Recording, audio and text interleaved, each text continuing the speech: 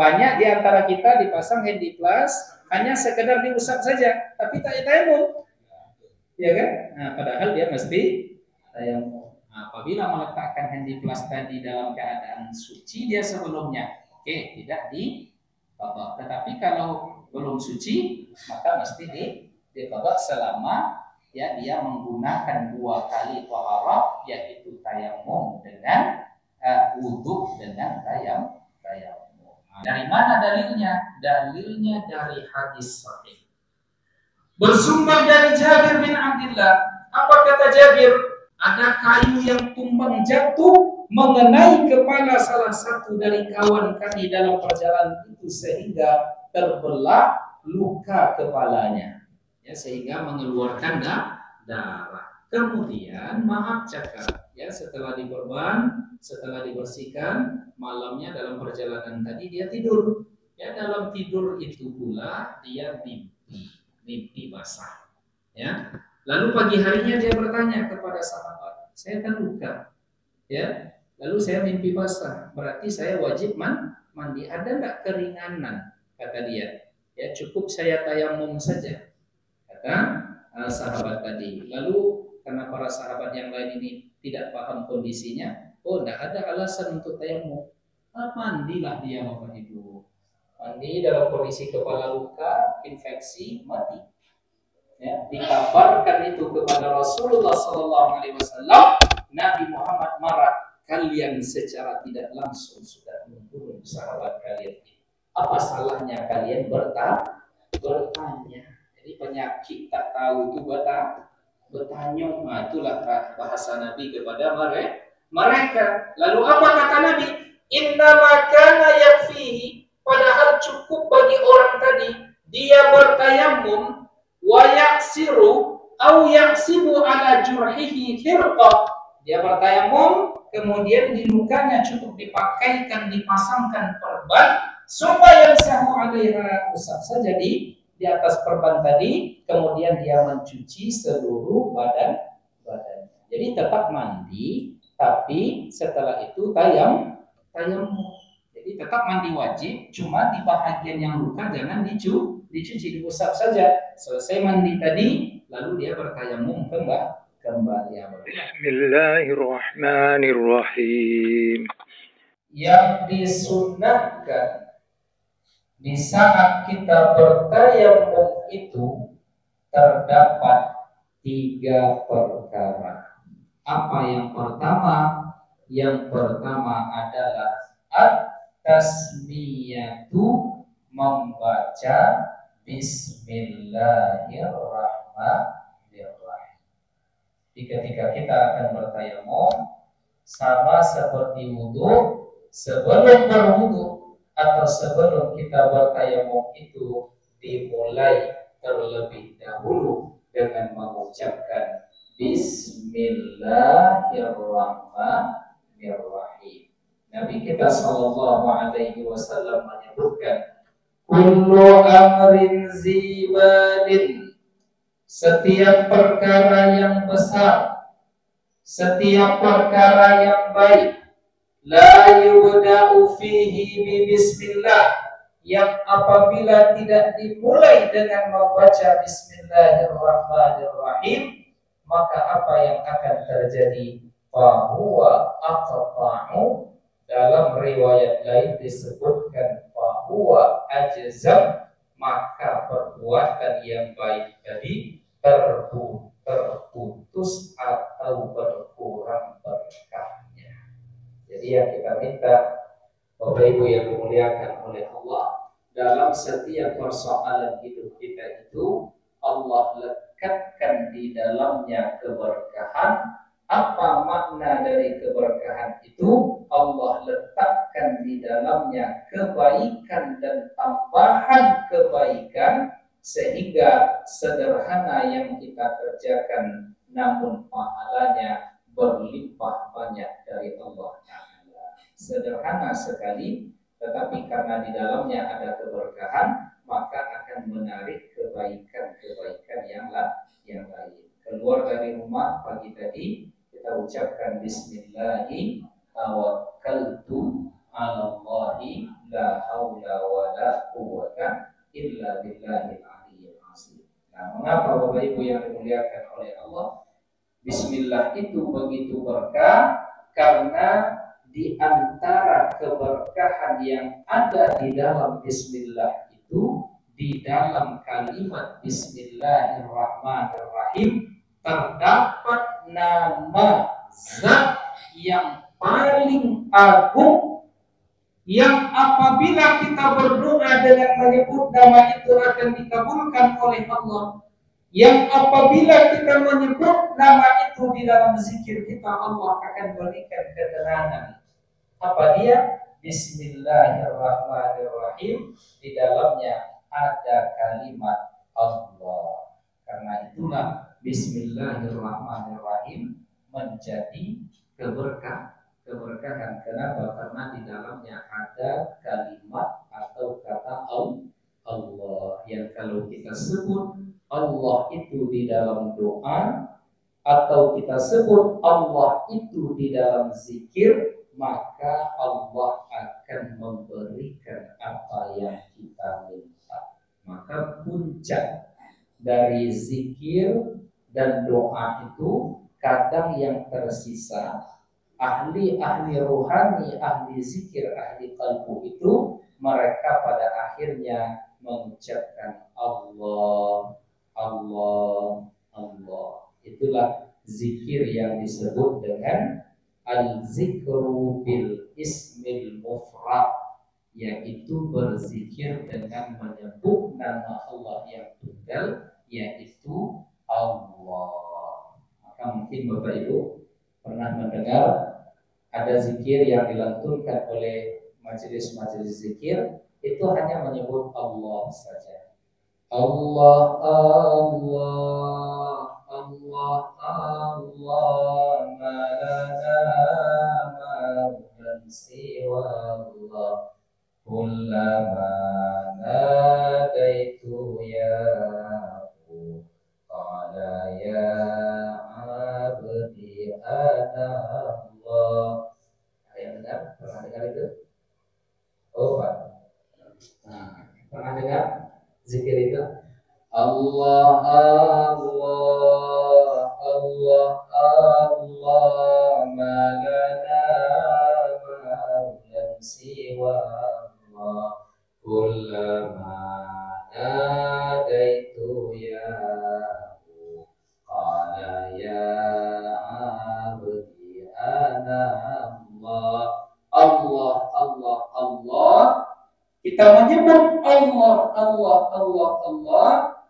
Kullama nadaitu ya huwa, setiap kali aku menyeru Allah itu dengan menyebut ya huwa, maka Allah akan menjawab, qala ya abdi anallah, wahai hambaku, ketahuilah akulah Allah yang engkau seru itu.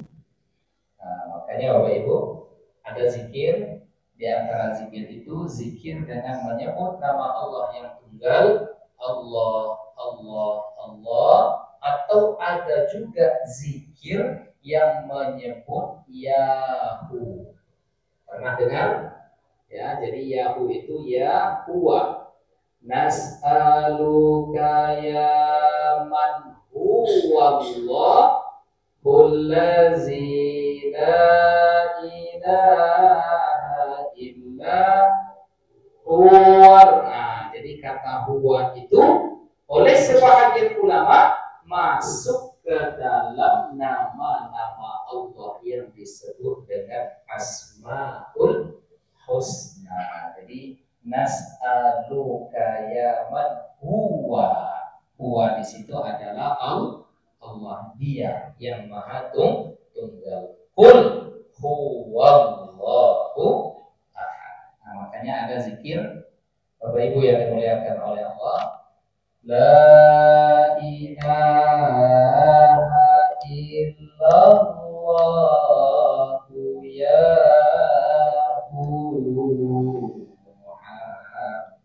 Muhammadur Rasulullah.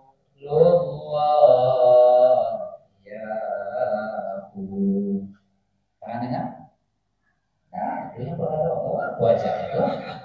Yang tadi tidak juga, yang kini tidak juga. Atau mungkin tak pernah dengar karena jarang diamalkan. Kalau kami di kampung-kampung tuh Pak, itu biasanya tahdim, tahlil, atau selalu ditutup itu dengan zikir tadi itu. La ilaha illallah ya Muhammadur Rasulullah ya Sa'alna Allah wa yaj'aluna yahu Sa'alna Allah wa yaj'aluna yahu.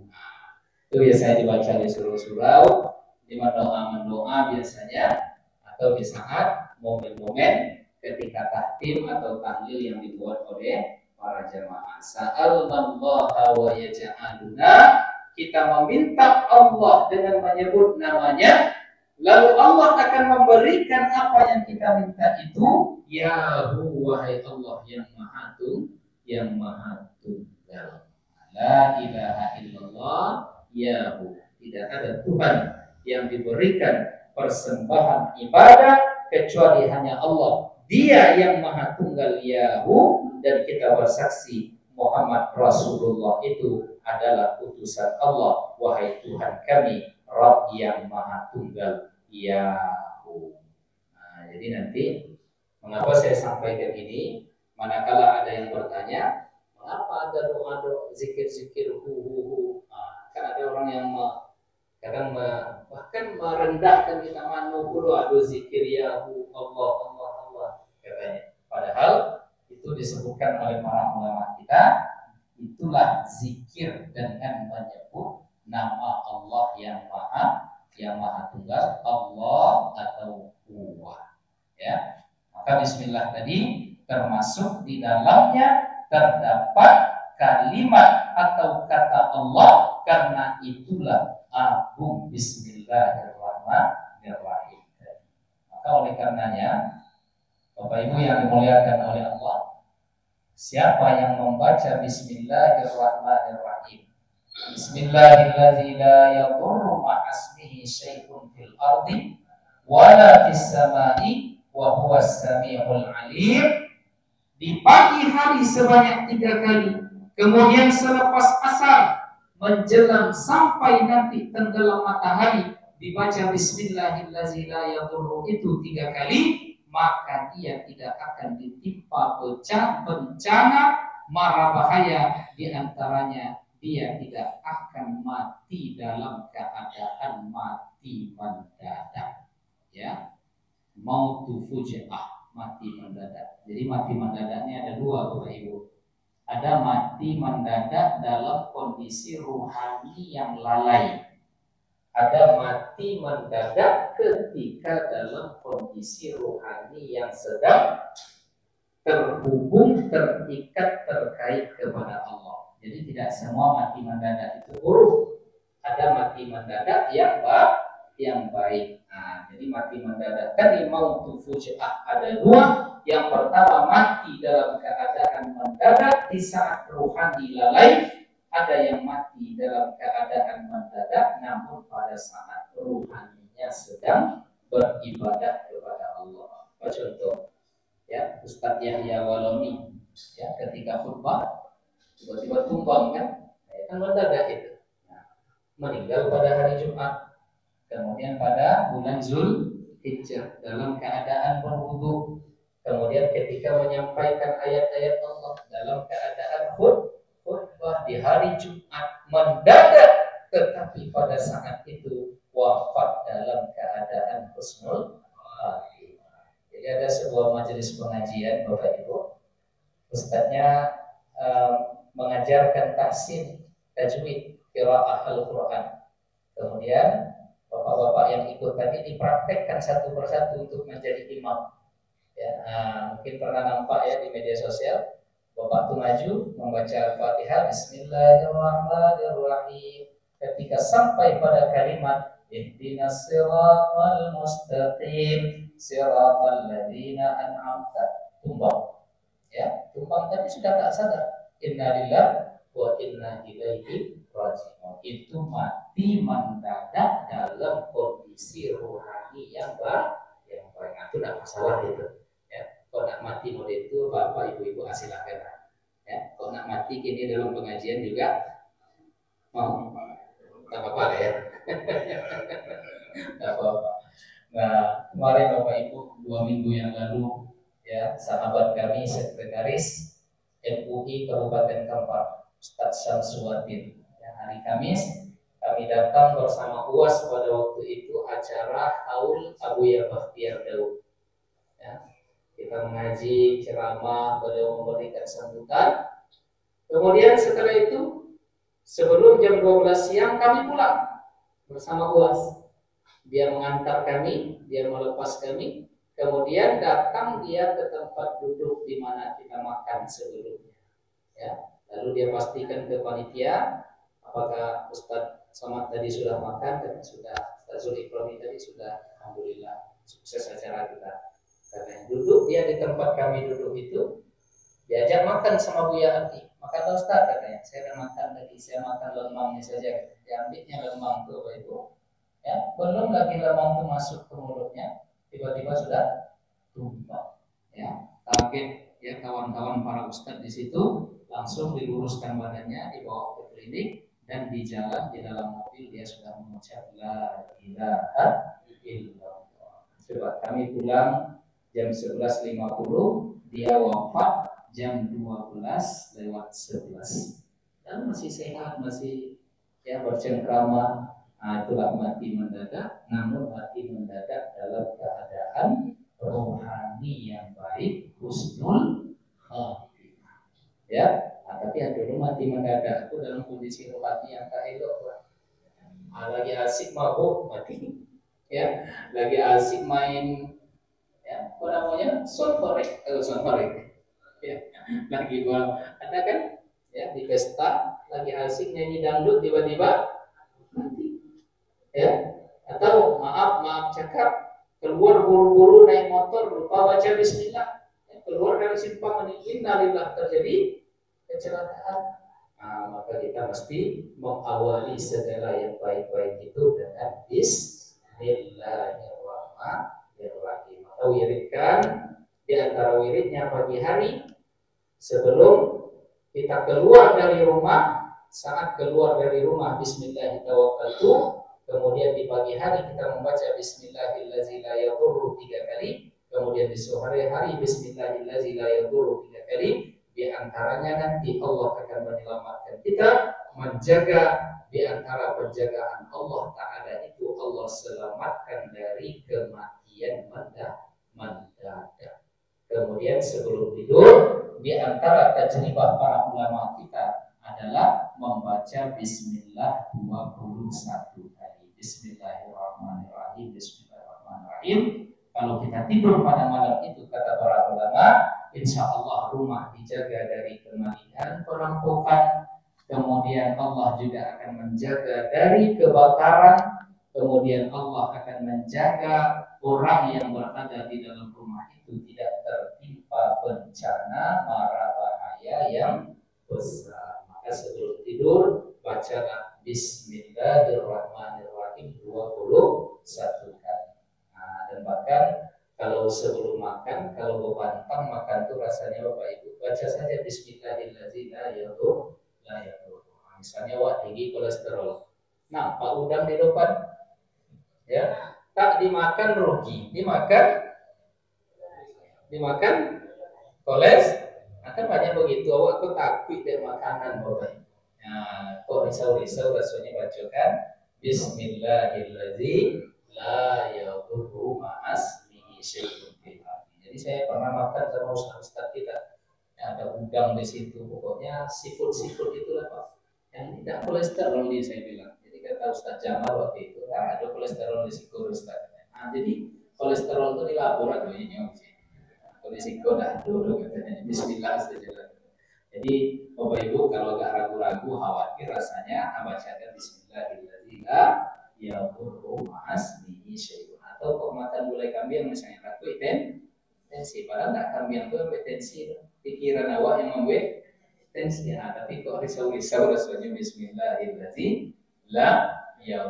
Jadi Khalid bin Walid pernah akan diracun oleh musuh Allah dalam sebuah peperangan, diambilnya racun itu, dikunyahnya di depan orang yang akan meracunnya itu.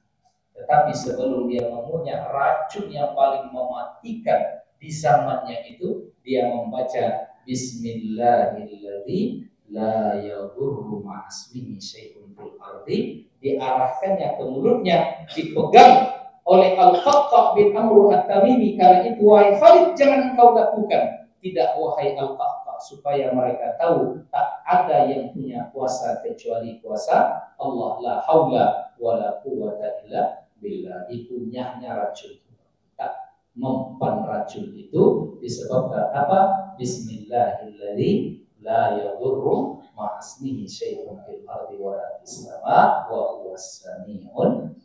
Jadi kok nak cuba-cuba pulang dari situ nanti ibu di rumah ambil baygon, bacakan baygon cair atau baygon mana macam ya, bacakan Bismillahirrahmanirrahim. Apa yang kejadian pun tak tanggung jawab. Bapak Ibu hadirin hadirat yang dimuliakan oleh Allah, itulah keberkahan di balik tasmiyah Bismillahirrahmanirrahim.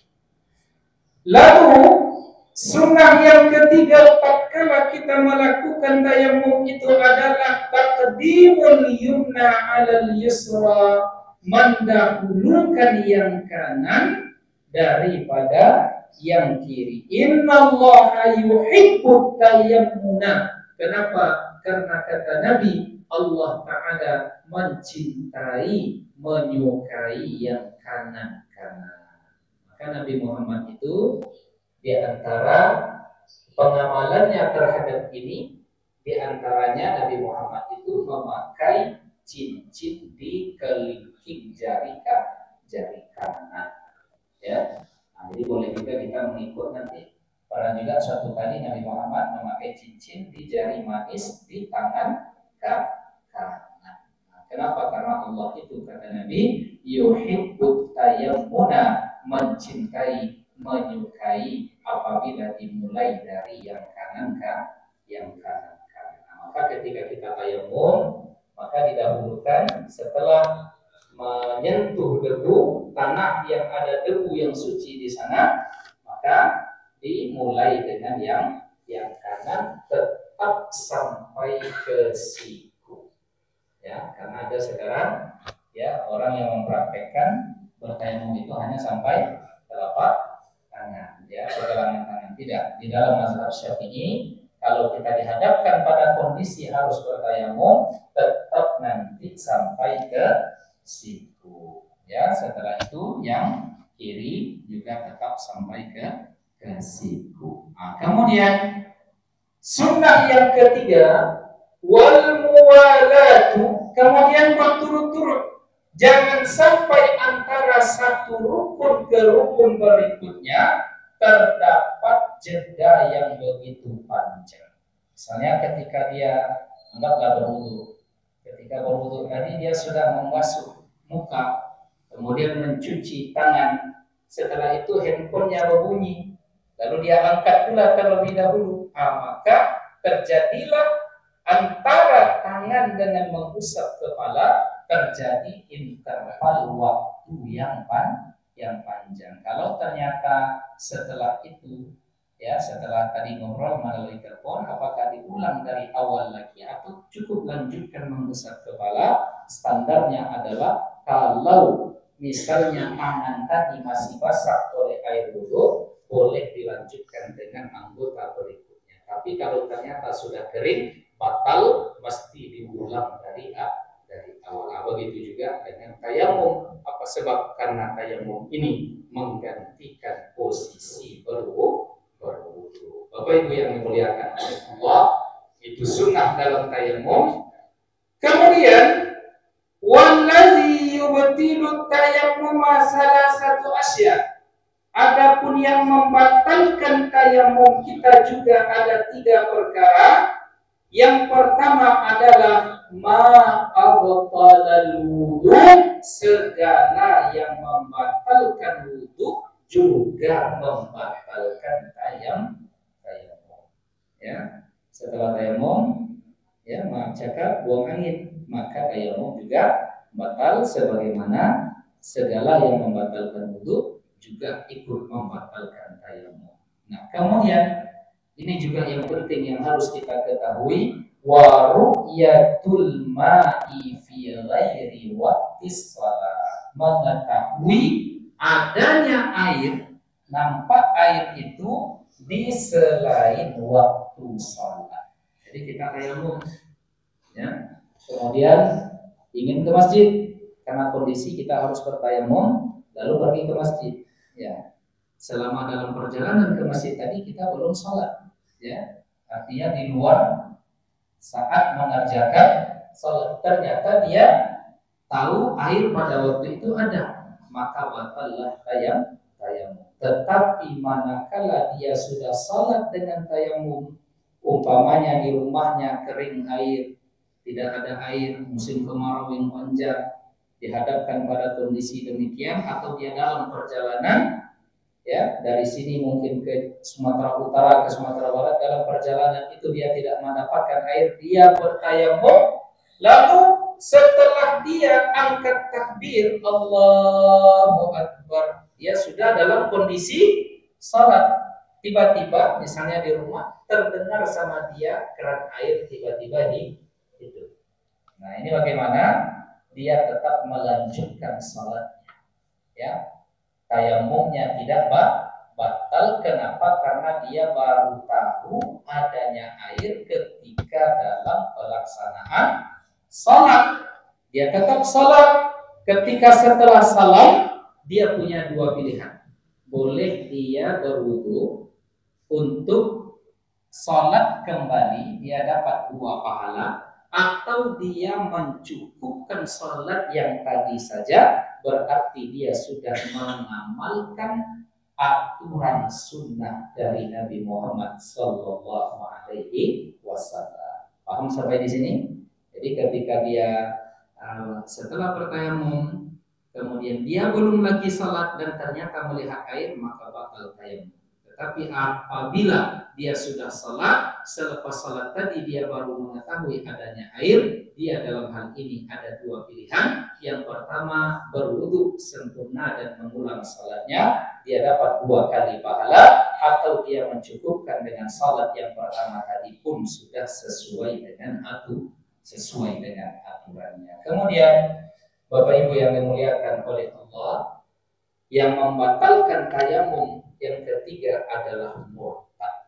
Nah, kemudian ada pembahasan penting yang agak-agaknya banyak di antara kita yang mungkin keliru atau belum mengamalkan ini pada perkara wasahibul jabair, orang yang harus diperban anggota badannya yang wajib untuk diwudukan. Nah, ini namanya jabair, orang yang harus diperban, yamsahu 'alaiha, diusap. Ya, dia usap. Misalnya tangannya dioperasi, ya. Masuk duri misalnya dioperasi, kemudian harus diperban. Nah, maka bagaimana teknis dia untuk berwudu dan tayamum? Dia cukup mengusap di bahagian yang sakit tadi, wa yatayammamu, setelah itu dia bertayamum, wa yusalli, barulah dia boleh sholat.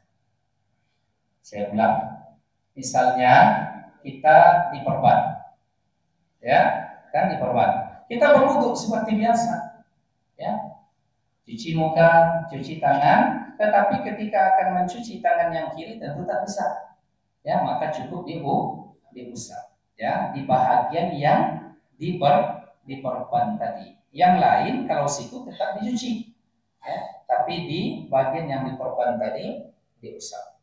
Nah, setelah selesai dia berwudu dengan kondisi demikian, setelah itu ia mengusap kepala, mengusap telinga, mencuci kakinya. Setelah berwudu tadi, orang yang diperban tadi mesti pula untuk bertayamum.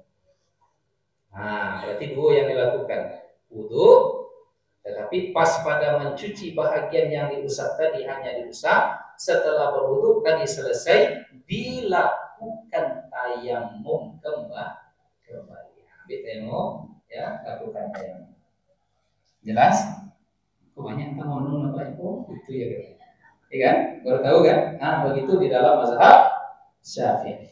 Nah, lalu ini perhatikan baik-baik. Wala i'adata alaihi, dia tidak mesti mengulang salatnya in kana wada'aha ala tuhrin, kalau dia memakai perban tadi dalam kondisi suci. Paham? Lalu paham nampaknya. Oke. Nah, jadi misalnya abang kita nih siapa nama bang? Bang Firman. Pak Herman mana? Ada Firman, ada Pak Herman. Nah, Bang Firman. Bang Firman ini ya sekarang dalam keadaan berwudu. Lalu beliau keluar dari masjid. Tiba-tiba keluar dari masjid tadi terjatuh. Ya, terjatuh terinjak kaca. Ya, maka kakinya berdarah dan harus dijahit. Dia dalam keadaan berwudu tadi, maka dibawalah ke rumah sakit Sansani, dibersihkan, kemudian dijahit, diperban. Dia diperban tadi dalam keadaan berwudu. Lalu bagaimana dia sholat nanti, sholat zuhur? Ya seperti tadi. Dia berwudu, kemudian di kaki yang diperban tadi diusap. Setelah selesai berwudu, kembali dia bertayamum. Salat zuhurnya Bang Firman tadi tak perlu dia ulang. Sebab apa? Karena perbannya tadi dipasang, dipakai dalam keadaan dia suci. Tapi kalau memakai perban tadi dalam keadaan tidak suci, maka nanti setelah dia sholat, setelah dia sehat, sholat dalam kondisi dengan 2 kali taharah tadi, wudu dan tayamum, mesti diqadha. Paham? Lah mulai terbuka. Lah, abdul apa? Kalau sarapan kok ya mau ambil. Misal Bang Firman keluar dari, dia udah batal wudunya nih, tidak dalam keadaan berwudu, pergi keluar tiba-tiba injak kaca misal, ya berarti dia harus dibersihkan tadi lukanya, dijahit, dipasang perban dalam keadaan dia tidak suci. Dia salat zuhur nanti, dia berwudu, kemudian diusap di bahagian yang dipakai perban tadi, setelah itu dia tayamum, dia salat zuhur. Nanti salat zuhur ini atau salat asar, salat maghrib, selama dia dalam keadaan berperban tadi, dalam keadaan sakit tadi, nanti selesai itu kalau sudah normal, dia mengqadha salatnya tadi. Paham? Paham? Nah, misalnya selama 3 hari, ya sekarang hari apa? Sabtu, Minggu, Senin, Selasa dia sudah buka perban, bisa kena air, maka sholatnya selama dari Sabtu, Minggu, Senin itu diqadhanya lagi. Nah, bagaimana teknisnya? Ya kalau selama 3 hari kan berarti mungkin anggaplah mulai dari zuhur. Maka dia sholat zuhur pada hari Selasa itu, sholat zuhur sekali, setelah itu sholat lagi zuhur untuk mengqadha salat yang di hari Sabtu itu. Begitu juga asar, setelah asar sholat lagi dia asar. Untuk lebih teknis yang lebih mudah, berarti Selasa, Rabu, Kamis, karena 3 hari yang dalam kondisi berkorban kemarin, maka 3 hari ke depannya dia mengqadha. Begitulah di dalam mazhab Syafi'i. Agak-agaknya tuh banyak yang tak amalkan. Kalau misalnya di plus Nah, itu terkena handy. Nah, banyak di antara kita dipasang handy plus hanya sekedar diusap saja, tapi tak tayamum, ya kan? Nah, padahal dia mesti tayamum. Nah, apabila meletakkan handy plus tadi dalam keadaan suci dia sebelumnya, oke, tidak diqadha. Tetapi kalau belum suci, maka mesti diqadha selama ya dia menggunakan 2 kali taharah, yaitu tayamum dengan wudhu dengan tayamum. Nah, ini sangat hati-hati ya dalam mazhab Syafi'i dalam perkara ini. Dari mana dalilnya? Dalilnya dari hadis sahih. Bersumber dari Jabir bin Abdullah. Apa kata Jabir? Kharajna fi safarin. Pernah suatu ketika kami melakukan sebuah perjalanan. Fa asaba rajulan minna hajarun. Ada kayu yang tumbang jatuh mengenai kepala salah satu dari kawan kami dalam perjalanan itu sehingga terbelah luka kepalanya, ya, sehingga mengeluarkan darah. Kemudian maaf cakap, ya, setelah diperban, setelah dibersihkan, malamnya dalam perjalanan tadi dia tidur. Ya, dalam tidur itu pula dia mimpi basah. Ya. Lalu pagi harinya dia bertanya kepada sahabat, saya terluka, ya. Lalu saya mimpi basah, berarti saya wajib mandi. Ada enggak keringanan? Kata dia.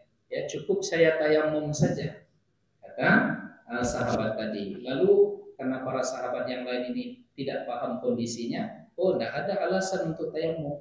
Mandilah dia Bapak Ibu. Mandi dalam kondisi kepala luka, infeksi, mati. Ya, dikabarkan itu kepada Rasulullah SAW. Nabi Muhammad marah, kalian secara tidak langsung sudah membunuh sahabat kalian. Apa salahnya kalian bertanya? Jadi penyakit tak tahu itu bertanya. Nah, itulah bahasa Nabi kepada mereka. Lalu apa kata Nabi?